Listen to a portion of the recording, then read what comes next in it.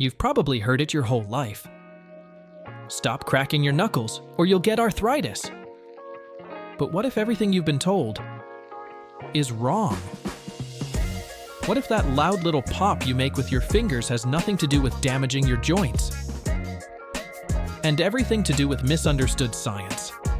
We're about to bust one of the biggest health myths of all time and reveal what's really happening when your knuckles crack. Spoiler, it's not your bones. Curious? Hit the link in the description and watch the full video, because this is something you really want to know.